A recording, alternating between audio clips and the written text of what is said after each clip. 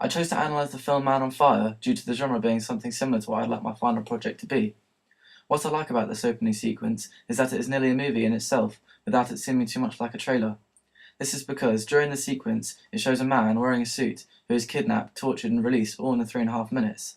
What made this achievable was the technique, such as quick cuts and transitions between cuts, showing different locations and different characters, but still making the sequence easy to follow. Another factor which illustrates the genre is the music, which is extremely effective for its purpose, to build suspension and to entice the viewer to want to watch the rest of the film. What I think makes this opening sequence effective is the font and the style of credits. Although they are not subtle, which is not necessarily a bad thing, they work well with the backing shots. This sequence of fast cuts, with the music playing and credits being showed, is extremely effective in building suspense. I would like to use this effect of quick cuts in order to build suspense if it is necessary for the genre of my final project. During Mission Impossible, there is non-diegetic dialogue between characters whilst credits begin to show. I like this technique, and I think that when there is non-diegetic dialogue between the two characters, there should not be anything in the sequence which could cause the viewer to lose focus on the dialogue, as it may be key to the plot of the film, which is why I think in this case the director has used a black background and extreme close-ups of objects.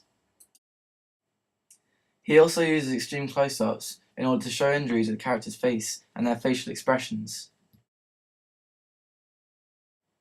I think that this opening sequence of a lit fuse burning works well with the theme tune of the film, as they are both fast, explosive, and create tension.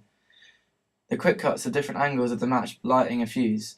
These quick cuts of the fuse burning out are effective, as they work well with the tempo of the theme tune, which is heard at the same time.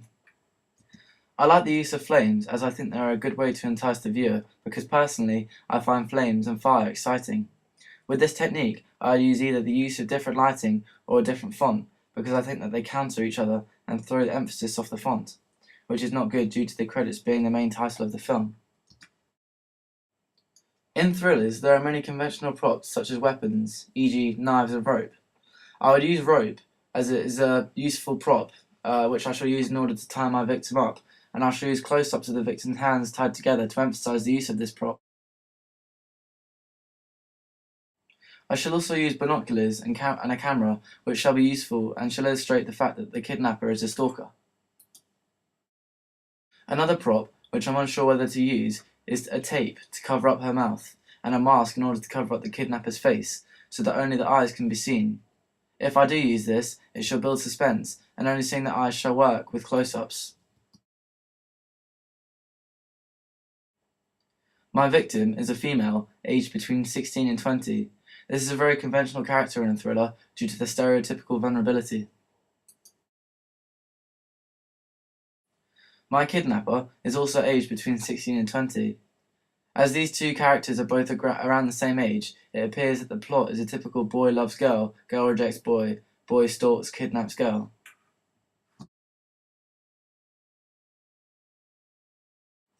My location, I feel, fits well with the genre of the film, as depending on which parts of the underground hospital I shall use, it is creepy and mysterious. This is because of lighting and the echoing of the sound in the tunnels.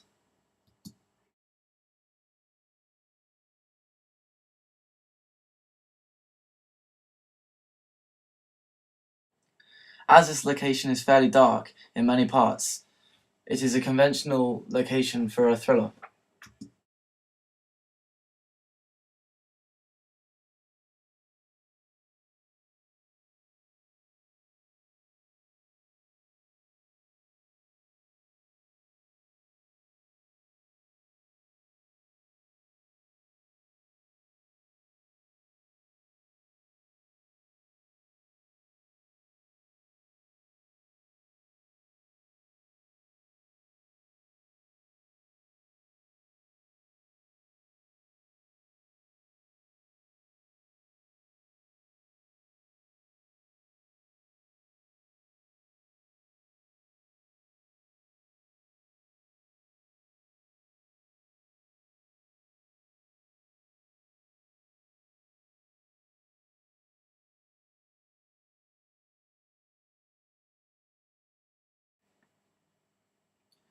This establishing shot will slowly pan, illustrating the victim living her normal life.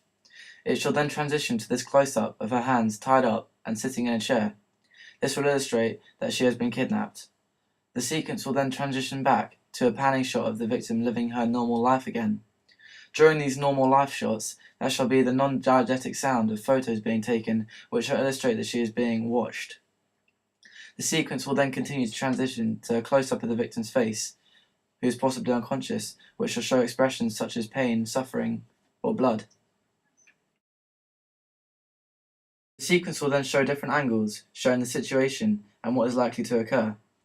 I am unsure whether to have my victim escaping or to keep her trapped and have the main title appear as the victim is waking up, to leave the introduction as a cliffhanger.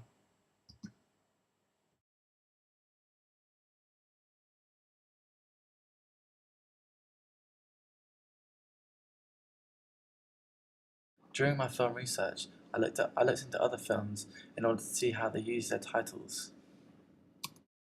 This shall give me an idea on how I should portray my titles in my final project.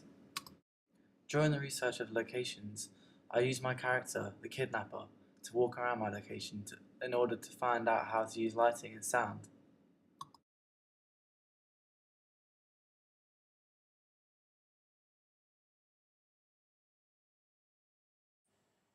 During the planning stage of my project, I have been keeping track of what I've been doing and then publishing them to YouTube. I created a questionnaire in order to get a feel for what my project should be. I shall analyse the results from this questionnaire and take them into account when I make my final project. I use the application iCal in order to organise and keep track of my work. As you can see from the month of October, as well as doing blog research, I began filming, doing mundane tasks and preliminary tasks.